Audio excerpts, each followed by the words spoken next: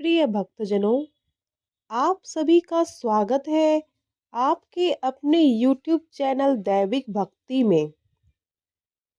आज हम बात करेंगे उत्पन्ना एकादशी के बारे में। उत्पन्ना एकादशी व्रत साल 2023 में कब रखें?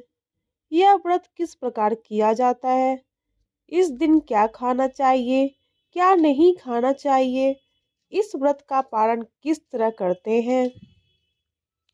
एकादशी तिथि महीने में 2 बार आती है, एक कृष्ण पक्ष में और दूसरी शुक्ल पक्ष में। इस तरह से पूरे साल में 24 एकादशी पड़ती है, पर जिस साल मलमास महीना होता है उस साल 2 एकादशी अधिक होती है। तो साल 2023 में कुल 26 एकादशी पड़ रही है।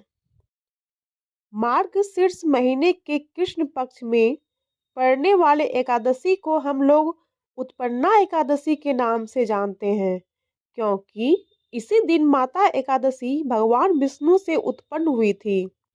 उत्पन्ना एकादशी के दिन व्रत रखने का और भगवान विष्णु की पूजा अर्चना करने का विशेष महत्व है। जो लोग भी एकादशी का व्रत प्रारंभ करना चाहते हैं वह इस एकादशी से शुरुआत कर सकते हैं। इस एकादशी व्रत के प्रभाव से व्यक्ति इस संसार के सारे सुखों को भोग कर अंत में मोक्ष को प्राप्त करता है। उसके सारे पाप नष्ट हो जाते हैं एवं सारे कष्ट दूर हो जाते हैं। तो आइए अब जानते हैं साल 2023 में उत्पन्ना एकादशी किस दिन पड़ रही है, इसका पारण कब करना है। साल 2023 के मार्गशीर्ष महीने में एकादशी तिथि दिसंबर महीने के 8 तारीख दिन शुक्रवार को सुबह 5:06 से लेकर 9 दिसंबर दिन शनिवार सुबह 6:31 तक है। तो इस प्रकार से आप सभी जो गृहस्थ जन हैं वो चाहे तो 8 दिसंबर को व्रत रख सकते हैं, पर जो वैष्णव जन हैं वो 9 दिसंबर को द्वादशी मिली हुई एकादशी है, उसी दिन व्रत रखें। नियम अनुसार व्रत का पारण हरिवासर खत्म होने पर ही करें। देखा गया है कि बहुत सारे लोग एकादशी व्रत तो कर लेते हैं, पर व्रत का पारण अगले दिन सूर्योदय के बाद ही कर लेते हैं। पर हर बार पारण का समय सूर्योदय के तुरंत बाद नहीं होता है, इसलिए व्रत करने वाले पारण के समय का विशेष ध्यान रखें। जो लोग 8 दिसंबर को व्रत रखेंगे वे लोग व्रत का पारण 9 दिसंबर को दोपहर के 1:16 से लेकर 3:20 के बीच करेंगे। जो लोग दूजी एकादशी यानी कि 9 दिसंबर दिन शनिवार को व्रत रखेंगे वे लोग व्रत का पारण 10 दिसंबर दिन रविवार सुबह 7:02 से लेकर 7:13 के बीच करेंगे। इस एकादशी का वर्णन भविष्योत्तर पुराण में भगवान श्री कृष्ण और राजा युधिष्ठिर के बीच संवाद के रूप में पाया जाता है। इसी दिन माता एकादशी भगवान विष्णु से उत्पन्न होकर मूढ़ासुर नामक राक्षस का वध किया था। चलिए अब जानते हैं इस एकादशी व्रत को कैसे करना चाहिए, इसके क्या क्या नियम हैं।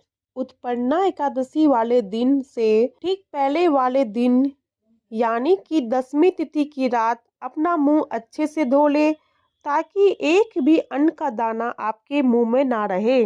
व्रत को करने वाले व्रत वाले दिन ब्रह्म मुहूर्त या सूर्योदय से पहले उठकर आप सभी लोग व्रत का संकल्प लें। जो लोग पहली बार एकादशी का व्रत कर रहे हैं वे लोग कितनी संख्या में व्रत रखना चाहते हैं इसकी संकल्प पहले ही व्रत में कर ले, क्योंकि संकल्प किए हुए व्रत जल्दी ही फलित होते हैं। उसके बाद स्नान करें। इस दिन नदी स्नान करने का बहुत ही महत्व बताया गया है, इसलिए अगर हो सके तो आप पास के किसी नदी में जाकर स्नान करें।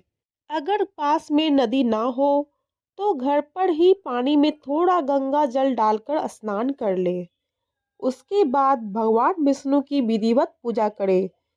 भगवान विष्णु के तस्वीर के सामने आप एक कांसे या पीतल की थाली में पंचमेवा, तुलसी दल, ऋतु फल जैसे केला, सेब, अमरूद रखकर भोग लगाएं और अपनी आंखें बंद कर भगवान विष्णु का आराधना करें। उसके बाद धूप दीप जलाकर उत्पन्ना एकादशी व्रत की कथा कहें, या आप इस व्रत कथा का श्रवण भी कर सकते हैं।